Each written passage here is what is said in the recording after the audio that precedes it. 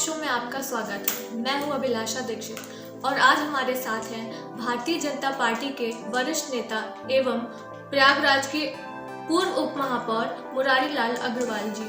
मुरारी लाल अग्रवाल जी, आपका हमारे शो में बहुत बहुत स्वागत है। धन्यवाद। जी सर, पहला सवाल मेरा आपसे ये है कि आज के समय में उप महापौर नहीं होते हैं।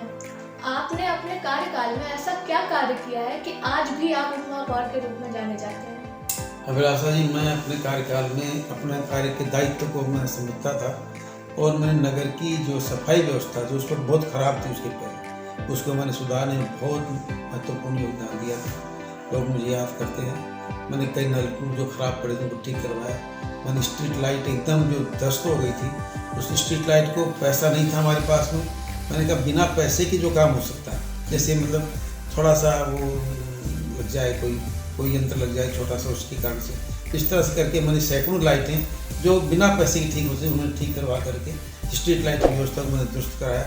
इस तरह से बहुत सारे काम जो बिना पैसे के हो सकते थे, जो परंतु चेतना के बगैर उसके आत्मविश्वास के बगैर नहीं हो रहे थे, उनको मैंने इनिशिएटिव लेकर के अपने जो स्टाफ था, अपना जो नगर निगम स्टाफ था, उनको मैं लगा करके तो उसको मैंने दुरुस्त कराया और उसको ठीक ठाक कराया और चलने लगा।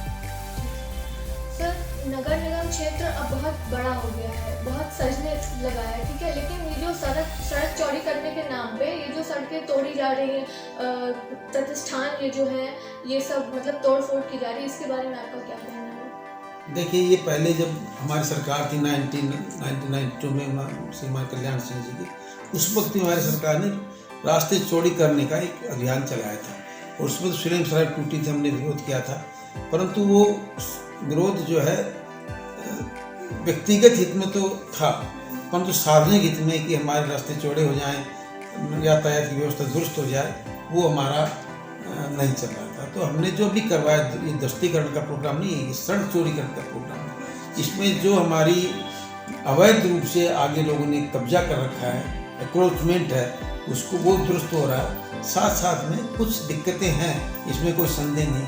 व्यापारी परेशान है, उसके ध्वस्त में व्यापारी प्रतिष्ठान पर आँच आ रही है। फिर भी जब अब पिछली बार आपने देखा कुंभ के जो हमारा कुंभ लगा तो उसमें चौड़ाई बढ़ाई गई, काफ़ी दस्तीकरण हुआ था।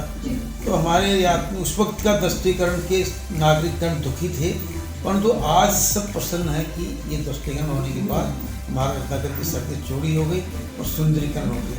अब भी वही है, किसी का बहुत नुकसान नहीं होने देंगे, बगैर नुकसान किए सड़कों की चौड़ाई कराएंगे और उसको खूबसूरत बनाएंगे, सुंदर बनाएंगे। हमारा जो महानगर है ये स्मार्ट सिटी में आ जाए, इसका प्रयास सरकार करेगी। सर, आपको क्या लगता है विधान परिषद चुनाव में हारने की मुख्य वजह महत्वाकांक्षा अधिक थी या तैयारी कम रही होगी? ऐसी कोई बात नहीं। भारतीय जनता पार्टी हर चुनाव को बहुत ही सीरियसली लेती है, गंभीरता से लेती है। हमारी तरफ से कोई कमी नहीं रही, पर इस संभव जीत हार लगी रहती है। हमने हैदराबाद जीता है, हम शिक्षक संघ के चुनाव हुए हैं, उसमें हमारे 3 विधायक आए हैं। लेकिन ये झांसी स्नातक वाला हमारे हैं और बनारस वाला हारे हैं, पर ये इसका कोई ऐसा कोई कारण नहीं है। पार्टी की तैयारी थी, कार्यकर्ता लगा हुआ था, वो किसी कारण से क्या होगा इसकी हम लोग वो करेंगे, समीक्षा करेंगे उसकी पार्टी समीक्षा। सर, चुनावी वादे में और हकीकत में आपको क्या अंतर लगता है? कुछ अंतर नहीं लगता। जितने हमने वादे के सब पूरे किए, कर रहे हैं। हमने राम जन्मभूमि का वायदा किया, हमने राम मंदिर बन रहा आपके सामने। हमने धारा 370 हटाने का वायदा किया, धारा 370 हट गई। हमने NAC लाए हैं। जितने भी हमने वादे थे, हमारे प्रमुख वादे थे, सब हम पूरे करें। जो भारतीय जनता पार्टी के सबसे पुराने 1952 के चुनाव से हम ला रहे हैं, सब हमने पूरे की सरकार में। और आप खास तौर से देखिए 2019 के चुनाव के बाद में हमने सारे वादे जो हमारे पुराने थे, राम जन्मभूमि का, राम मंदिर बनाने का, धारा 370 हटाने का, सब हम पूरे कर दिए, करते हैं। हमारी मोदी जी सरकार इस मामले में बहुत तेजी से काम कर रही है। सर, आपने अभी भी चुनाव लड़ने की उम्मीद रखी है कि बस अब हो गया? वो उम्मीद कभी नहीं छोड़ी जाती है। यदि मेरी पार्टी समझेगी चुनाव लड़ना तो मैं लड़ने के लिए तैयार हूँ, और हमारी पार्टी निर्णय करती है, हम व्यक्ति निर्णय नहीं करते। आपको लगता है कि लोग अब राजनीति में कम योगदान देते हैं? ऐसा नहीं है। युवा राजनीति में दिलचस्पी लेता है और युवा उनको हमारी पार्टी जो है भारतीय जनता पार्टी युवाओं को बहुत आगे ला रही है। धीरे धीरे आप देख रहे हो कि हमारी जो पुरानी पीढ़ी को वो रिटायरमेंट की तरफ है, वह हमारी जो नई कतार है वो आगे आ रही है और ऐसा करती जा रही है। युवा पीढ़ी बहुत जागरूक है और राजनीति में आनी चाहिए। अगर आप महापौर होते तो नगर निगम के लिए सबसे पहले क्या करते हैं? मैं महापौर होता तो नगर निगम के लिए सबसे पहले मैं गृह कर व्यवस्था और जल कर व्यवस्था को सुधारता। इसके लिए अभी भी हमारे जो नागरिकगण हैं भयभीत रहते हैं। जैसे भी गृह कर को बहुत बढ़ाया गया, जल कर को बहुत बढ़ाया गया, तो मैं इसमें कुछ राहत देने की कोशिश करता हूँ। मैं इस सिद्धांत का आदमी को जल व्यवस्था निःशुल्क होनी चाहिए। हम जल तो दें कम से कम नागरिकों को, और उसका कोई मिनिमम चार्ज दे करके दिया जाए, ऐसा मेरा अपना व्यक्तिगत विचार है। मैं होता तो क्या हो पाता, इस पर मैं नहीं कह सकता। सर 2022 में समाजवादी पार्टी आपकी पार्टी को कड़ी टक्कर दे पाएगी या नहीं दे पाएगी? अब आप खुद समझ सकते हैं मेरी पार्टी कितना काम, मानी योगी जी कितना काम कर रहे हैं, कितना किया है उन्होंने, कितना कर रहे हैं। आप देखिए डूबी अर्थव्यवस्था को योगी जी ने ऊपर उठा दिया है।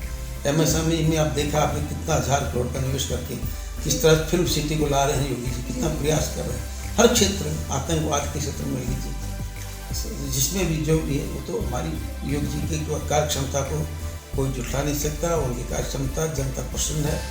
अभी माफियाओं के जो मकानों का ध्वस्तीकरण किया, इससे आम आदमी उसका कोई लाभ नहीं हुआ, पर आम आदमी महसूस कर रहा है, एक राहत महसूस कर रहा है। इन पर भी कार्रवाई की जा सकती है। इससे बड़ा जनता में उत्साह है कि योगी जी आतंकवाद विरोधी हैं, माफिया विरोधी हैं, गुंडई के विरोधी हैं, महिलाओं की सुरक्षा के लिए काम कर रहे हैं। हमारी सरकार निश्चित रूप से चुनाव जीतेगी, हमें सपा से कोई चिंता नहीं है। 2014 की अपेक्षा यह कार्यकाल केंद्र सरकार का बहुत उथल पुथल का रहा है, ठीक है। आपको लगता है कि सपने ना पूरे कर पाने की वजह से बीजेपी लोगों का ध्यान भटकाने का काम कर रही है? नहीं, ऐसा कुछ नहीं। हम अपना काम कर रहे हैं। हमने धारा 370 हटाया, हमने 3 प्रस्ताव तुरंत लाए 2019 का चुनाव जीतने के बाद में। जो हमारे राम मंदिर वाला मामला था हमने उसको हटाया, हम धारा 370 हटाया। तो हम ध्यान भटकाने की बात ही नहीं, कुछ चुनाव थोड़ी था कि हम ध्यान भटकाएंगे। हम अपना काम करे थे, हमारा एजेंडा था, जो भारतीय जनता पार्टी का एजेंडा था उसको पूरा कर रहे। कोई ऐसी बात नहीं, उथल पुथल वाली कोई बात नहीं। पार्टी मोदी सरकार अपना काम कर रही है। राम मंदिर का फैसला तो कोर्ट ने दिया था, इसमें भाजपा का क्या योगदान है? भाजपा का शुरू से योगदान है। भाजपा चाहती थी कि कोर्ट के द्वारा फैसला आए। हमको पूरा विश्वास था कि हम सही हैं, हमारे पास प्रमाण थे।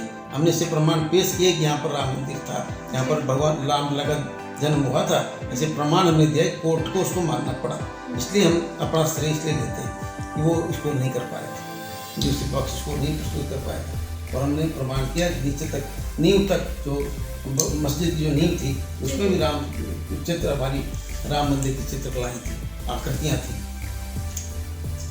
सर आपको क्या लगता है कि बीजेपी में दूसरे दलों में आए नेताओं को अब मतलब साइड कर दिया गया, महत्व नहीं दिया जाता है? ऐसा नहीं, हम उनको अपना रहे हैं, हमारी विचारधारा को स्वीकार कर रहे हो। और जिस दिन हमारी विचारधारा को स्वीकार नहीं करें तो हम उनको पहले मौका देते हैं हमारी विचारधारा को स्वीकार करें। अभी प्रशिक्षण शिविर हुए थे, उसमें हमारे जो बाहर के आए नेता थे, जो हमें लेते हैं कि जो बाहर के आए बन गए, उनको प्रशिक्षण शिविर में लाया गया। प्रशिक्षण में क्या था, पार्टी की रीति नीति बताई जाए, तो उनको बल्कि उनको बताया गया कि आप बोलो इस पर, और वो बोले। उन्होंने भारतीय जनता पार्टी की जो हमारी विचारधारा था उस पर बोला, कार्यकर्ताओं ने उसको पसंद किया। तो आने वाले जो हमारे आए लोग हैं उनका स्वागत करते हैं और उनको हम समायोजित करने का प्रयास करते हैं। आपकी सरकार अपराधियों के खिलाफ कार्रवाई करती रही है, लेकिन विपक्ष हमेशा भेदभाव करता है, आरोप लगाता है, इसके बारे में आप क्या कहेंगे? मेरी सरकार अपराधियों, गुंडा माफियाओं के लिए 2 स्थान छोड़ती है, या तो जेल और या फिर उनका मोक्ष। तो ये दोनों काम हो रहे हैं।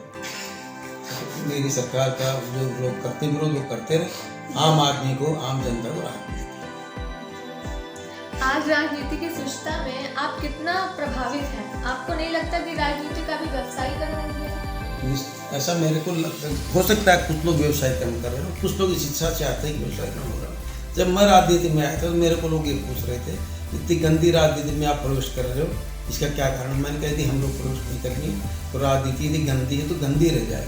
तो हमारे जैसे लोग आ रहे हैं, अच्छे लोग आ रहे हैं, भाजपा के अच्छे नेता आ रहे हैं, तो वो राजनीति को शुद्धिकरण कर रहे हैं, शुद्धिकरण का काम कर रहे हैं। निश्चित रूप से आप देख रहे हैं प्रयागराज कितना विकास, मैं प्रयागराज की बात करता हूँ, लाखों करोड़ रुपया प्रयागराज में सरकार ने खर्च किया प्रयाग सुंदरीकरण के लिए, कितने पुल बनाए हमारे PWD मिनिस्टर ने, और कितने काम हुए। ये सब इसलिए हुए कि यहाँ पर ईमानदारी से काम हुआ, इन सब बेईमानी भेंट चढ़ जाती, सगे बनती नहीं, पैसा जेब में चला जाता है। तो इसलिए ईमानदारी, स्वच्छता आई, शुचिता आई, इसलिए प्रोग्रेस इतने ये जो विकास के कार्य हो रहे हैं वो सिर्फ इसलिए हो रहे हैं कि भारतीय जनता पार्टी में ईमानदार नेता है और ईमानदारी से काम कर रहे हैं। आप भारतीय जनता पार्टी के वरिष्ठ नेता हैं, आपको कई बार लड़ने का मौका मिला है, लेकिन आपको क्या लगता है कि आप बुजुर्गों का कोई ऐसा नहीं है। भारतीय जनता पार्टी सबको मौका दिया, मेरे को मौका दे रही थी, तो किसी कारणवश अपनी रणनीति के तहत हमको चुनाव लड़ने का मौका नहीं मिला, तो उसकी कोई बात नहीं। कार्यकर्ता सबसे बड़ा पद होता है और मेरे को सब लोग, मेरे बड़े नेता भी, छोटे भी, सब मेरे को सम्मान देते हैं, इसलिए मुझे इस बात की कोई गिलानी नहीं है। आपको क्या लगता है कि बीजेपी में दूसरे दलों से आए नेताओं को ज़्यादा महत्व दे दिया गया है और पुराने नेता दरकिनार कर दिए गए हैं, इस वजह से विधान परिषद में चुनाव हार जाने का मुँह देखना पड़ा? नहीं, ऐसा कुछ नहीं। विधान परिषद का चुनाव उस तरह का ही नहीं। विधान परिषद में तो स्नातक चुनाव था, एक शिक्षक का चुनाव था, आम जनता की भागीदारी नहीं थी उसमें, और इसमें ऐसा ये कोई कारण नहीं था कि बाहर के लोगों ने आके हरा दिया हमें। बाहर के लोगों को समायोजित करने का प्रयास कर रहे हैं, समायोजित हो रहे हैं सब लोग। भारतीय जनता पार्टी की जो विचारधारा, जो हमारी विचारधारा की, मैं आपको बार बार जो विचारधारा ही हमारी मुख्य होती है, और जो भी बाहर के लोग आए विचारधारा को स्वीकार कर रहे हैं और उसमें रंग रहे हैं, धीरे धीरे अपने आप समायोजित। तो अंत में आप प्रयागराज की जनता को क्या संदेश देना चाहेंगे? प्रयागराज की जनता बहुत भाग्यशाली है। प्रथम तो प्रयागराज के निवासी संगम तीर्थ रहते हैं, जो हिंदू धर्म के अनुसार बहुत ही मुक्तिदायक स्थान है। दूसरा, प्रयागराज रहने वाला प्रत्येक नागरिक बहुत मधुर वाणी, बहुत आदर के साथ, बहुत सम्मान के साथ रहता है, यहाँ के नियमों का पालन करता है। अभी आप देखिए कि हमारे पास जो मजदूर आए थे, यहाँ की जनता ने उनको बहुत सम्मान के साथ में भोजन पानी जो व्यवस्था कर सकते थे, सभी नागरिकों ने मिलकर के किया, और सभी अनुशासन में भी मास्क की एक कोर्ट ने निर्देश दिया, सब मास्क पहन के चलते हैं, कोई बहुत मुश्किल नहीं है। हमने कोविड को जीता है। यहाँ पर जो हमारे 150-200 आदमी 200 पेशेंट आते थे तो 50-60 पर आ गए। इस तरह से प्रयाग का नागरिक जागरूक है और देश के प्रति, अपने नगर के प्रति, अपने प्रदेश के प्रति सचेत रहता है। वो अपने अधिकारों के प्रति भी सचेत है और अपने कर्तव्य के प्रति सचेत है। इसलिए मैं प्रयाग के नागरिकों को नमन करता हूँ, प्रणाम करता हूँ और उनको हार्दिक धन्यवाद देता हूँ, और मैं अपने को भाग्यशाली मानता हूँ। मैं प्रयाग भी आपका हमारे टॉक शो में आने के लिए बहुत बहुत धन्यवाद। अभी आपने देखा हमारे साथ पूर्व उप महापौर मुरारी लाल अग्रवाल जी को। मुरारी लाल अग्रवाल जी ने बताया कि उनकी सरकार किस तरह से कार्य कर रही है। आगे भी हम आपको ऐसे ही जनप्रतिनिधियों से मिलवाते रहेंगे। तब तक मुझे दीजिए इजाज़त। मैं हूँ अभिलाषा दीक्षित।